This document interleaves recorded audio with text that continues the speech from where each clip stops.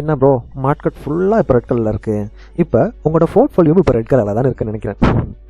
இப்போ மார்க்கெட் நமக்கு ஒரு 10% வச்சோ இல்லை 50% வச்சோ ஒரு 20% வச்சோ கீழே விழும்போது நிறைய பேர் பயத்தில் பேனிக் ஆகி செல் பண்ண ஸ்டார்ட் பண்ணிடுவாங்க. நீங்களும் ஒரு தடவை பண்ணியிருக்கலாம். இப்போ உண்மையிலேயே கிரிப்டோவில் நீங்கள் மணி மேக் பண்ணணும் அப்படின்னா மார்க்கெட்டில் இருக்க இப்போ இந்த ரெட் கலர் தான் உங்களுக்கு ஹெல்ப்ஃபுல்லாக இருக்க போகுது. இன்னைக்கு இந்த வீடியோவில் ஒரு முக்கியமான விஷயம் பார்க்க போகிறோம். இப்படி மார்க்கெட் கீழே விழும்போது டம்ப் ஆகும்போது இதை நம்ம யூஸ் பண்ணி மார்க்கெட்டில் எப்படி இன்வெஸ்ட் பண்ணி இதிலிருந்து வர ப்ராஃபிட்டை நம்ம டபுள் ஆக்கலாம், அதை தான் பார்க்க போகிறோம். இப்போ வாங்க வீடியோக்குள்ள போகலாம். Welcome back to Coin academy.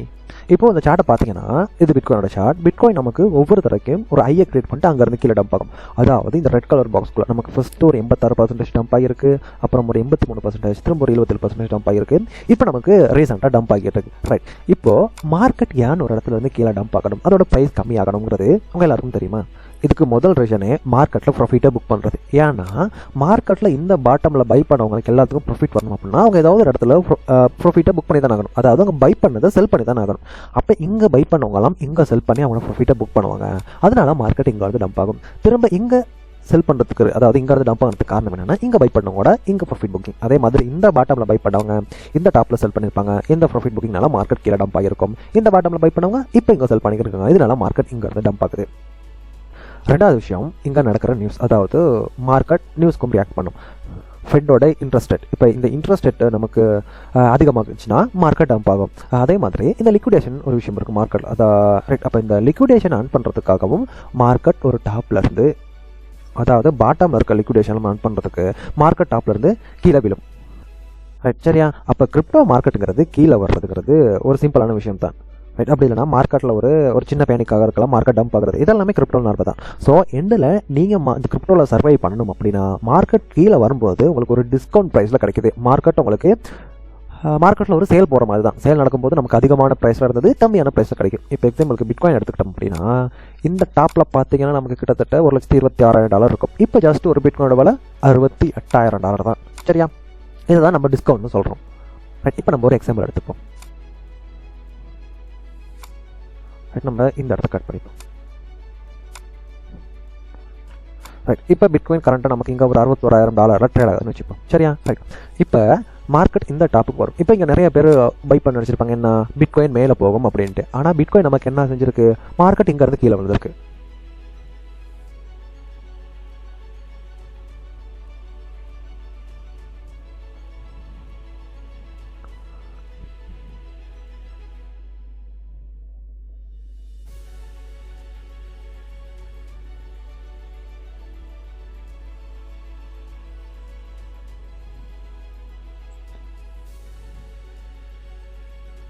Bro, இந்த இடத்துல கொஞ்சம் இந்த ஸ்பீட் பண்ணி விட்டுருங்க. சரியா? என்னோட வயசை கட் பண்ணி விட்டு.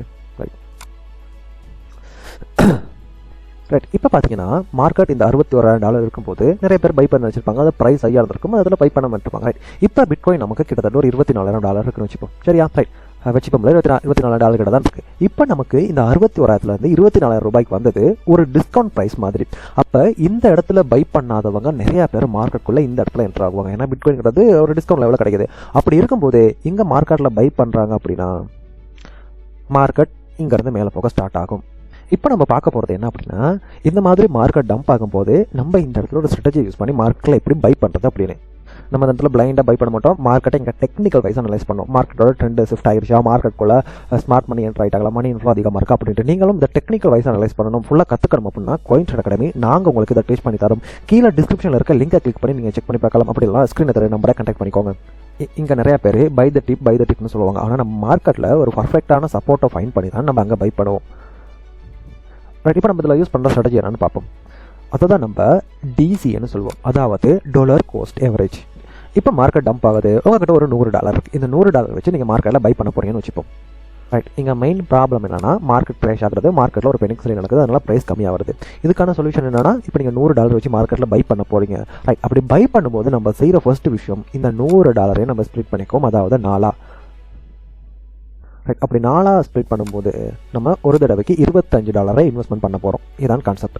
ரைட், இப்போ மார்க்கெட் அதாவது ஏதோ ஒரு கிரிப்டோ காயின் வச்சுப்போம், அதாவது எக்ஸ்ங்கிற ஒரு கிரிப்டோ இருக்குது, அதோட இப்போ கரண்ட் ப்ரைஸ் $1 இருக்குது. இப்போ நீங்கள் $1 இருக்கும்போது $25 இன்வெஸ்ட் பண்ணி 25 காயின் பை பண்ணுறீங்க. சரியா? ரைட், இந்த இடத்துல ரைட் மவுஸில் கரெக்டாக எழுத முடியல, அட்ஜஸ்ட் பண்ணிக்கோங்க. சரியா? இப்போ மார்க்கெட் என்ன செய்யுதுன்னா கீழே இன்னும் டம்ப் ஆகுது.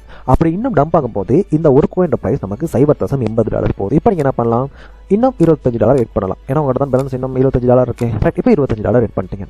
இப்போ நீங்கள் ஒரே கோயினில் 2 டிஃப்ரெண்டான ப்ரைஸில் வாங்கியிருக்கீங்க. சரியா? ரைட், இப்போ வாங்கும்போது இப்போ நீங்கள் டோட்டலாக இதுக்கு இன்வெஸ்ட் பண்ண அமௌண்ட் எவ்வளோனா $50. ரைட், இப்போ உங்களோட என்ட்ரி ப்ரைஸ் எதுவாக இருக்கும், இந்த $1 இல்லை $0.80? இங்கே நமக்கு ஒரு எவரேஜ் ப்ரைஸ் தான் கிரியேட் ஆகும். அதாவது இது ரெண்டையும் கூட்டி நம்ம 2ஆல் பிரித்து விட்டோம் அப்படின்னா, அதாவது ஒன்றையும் $0.80 இதையும் நம்ம கூட்டி 2ஆல் பிரித்து விட்டோம் அப்படின்னா நமக்கு ஒரு எவரேஜ் ப்ரைஸ் வரும். இதுதான் உங்களோட என்ட்ரி ப்ரைஸாக இருக்கும். இப்போ இது ரெண்டையும் நம்ம கூட்டி விட்டோன்னா 1.8 வரும். இதை நம்ம 2ஆல் பிரிச்சோம் அப்படின்னா $0.9 வரும். ரைட், அப்போ நீங்கள் இன்வெஸ்ட் பண்ண அமௌண்ட்டு $50. சரியா? ரைட், உங்களோட கரண்ட் ப்ரைஸ் நம்ம சிபின்னு போட்டுக்கோம். Current price, entry price. சரியா? Sorry, right, entry price. Right, entry price நமக்கு எவ்வளோ இருக்கும் அப்படின்னா $0.9. சரியா? ரைட், இப்போ நமக்கு மார்க்கெட் இன்னும் டம்ப் ஆகுது. அதாவது 0.60 திரும்ப டம்ப் ஆகுது. ரைட், இப்போ நீங்கள் என்ன செய்யலாம், பேலன்ஸ் இருக்க $25 ரேட் பண்ணலாம். சரியா? திரும்பி மார்க்கெட் டம்ப் ஆகுது. அப்போ நீங்கள் என்ன பண்ணலாம், திரும்ப இருக்க $25 ரேட் பண்ணலாம். ரைட், இப்போ உங்களோட என்ட்ரி ப்ரைஸ் எதுவாக இருக்கும், இது 4ஐயும் கூட்டி மார்க்கெட்டில் நீங்கள் என்ட்ராகிற 4 ப்ரைஸையும் கூட்டி 4ஆல் பிரித்து விட்டிங்கன்னா உங்களுக்கு எவரேஜ் நம்பர் ஒன்று வரும். இப்படி பண்ணும்போது நமக்கு இங்கே எவரேஜ் ப்ரைஸ் வர்றது ரொம்பவே கம்மியாகும். சரியா? ரைட், இப்படி கம்மியாகும் போது நமக்கு வர பெனிஃபிட் என்ன அப்படின்னா, மார்க்கெட்டில் ஒரு லோவரான எவரேஜ் ப்ரைஸ் நம்ம என்ட்ராகிருப்போம். மார்க்கெட் இன்னும் டம்ப் ஆக நம்ம இன்வெஸ்ட் பண்ணோம் அப்படின்னா இன்னும் ஒரு எவரேஜ் ப்ரைஸ் என்ட்ராகிருப்போம். இப்படினால மார்க்கெட் நமக்கு ஒரு சின்ன மொமெண்டம் தந்தாலே மார்க்கெட்டில் இருந்து நமக்கு மேக்ஸிமம் ப்ராஃபிட்டை நம்மளால் எடுக்க முடியும். ரைட், இன்னும் உங்களுக்கு சிம்பிளாக சொல்லணும் அப்படின்னா, இப்போ இதை கொஞ்சம் இன்னும் சிம்பிளாக டீட்டெயிலாக பார்ப்போம். ரைட், இப்போ நமக்கு இங்கே ப்ராப்ளம் என்ன, மார்க்கெட் டம்ப் ஆகுது. ரைட், இப்போ ஏதாவது எக்ஸ்க்ரோர் கிரிப்டோ இருக்குன்னு வச்சுப்போம். ரைட், இந்த எக்ஸ்க்ரோர் கிரிப்டோ, ரைட், இந்த எக்ஸ்க்ரோர் கிரிப்டோட இப்போ கரண்ட் ப்ரைஸ் $5 இருக்குது. சரியா? ரைட், $5. ரைட், இப்போ நீங்கள் என்ன பண்ணுறீங்க அப்படின்னா கோயினை பை பண்ண போகிறீங்க. ரைட், இப்போ இந்த இடத்துல நீங்கள் ஒரு கோயின் பை பண்ணுறீங்க. எவ்வளோத்துக்கு, $5 கொடுத்து ஒரு கோயினை பை பண்ண போகிறீங்க. கணக்கில் $5 கொடுத்து ஒரு கோயினை பை பண்ண போகிறீங்க. இப்போ கரண்ட் சிச்சுவேஷன் என்ன பண்ணால், ஒரு கோயினோட ப்ரைஸ் $5. இப்போ நீங்கள் ஒரு கோயினை $5 கொடுத்து வாங்கியிருக்கீங்க. இப்போ என்ன செய்யுது அப்படின்னா மார்க்கெட் இன்னும் டம்ப் ஆகுது. இப்போ மார்க்கெட் இந்த லெவலில் இருக்குது அப்படின்னா இங்கே டம்ப் ஆகுது. இப்போ இங்கே $5 இருந்தது, இப்போ $4 வந்துருச்சு. அதாவது கோயினோட ப்ரைஸ் நமக்கு $4 இருக்குது. இப்போ நீங்கள் என்ன பண்ணுறீங்க அப்படின்னா, இப்போ 2 கோயின் பை பண்ணுங்க. ஃபஸ்ட்டு ஒரு கோயின் பை பண்ணீங்க, இப்போ 2 கோயின் பை பண்ணுங்க. இப்போ 2 கோயின் பை பண்ணுறதுக்கு உங்களுக்கு எவ்வளோ தேவைப்படும், ஒரு கோயின் $4னா இப்போ உங்களுக்கு $8 தேவைப்படும். சரி, நம்ம அந்த இடத்துல $8 போட்டுக்கோம். சரியா? ரைட், இப்போ என்ன நடக்குது அப்படின்னா மார்க்கெட் இன்னும் கீழே டம்ப் ஆகுது. இப்போ $3 வந்துருச்சு. சரியா? ரைட், இப்போ நீங்கள் ஃபஸ்ட்டு ஒரு கோயின் பை பண்ணீங்க, இப்போ 2 கோயின் பை பண்ணீங்க, இப்போ 3 கோயின் பை பண்ண போகிறீங்க. இப்போ 3 கோயின் பை பண்ணுறதுக்கு உங்களுக்கு மொத்தமே உங்களுக்கு $9 இருந்தால் போதும்.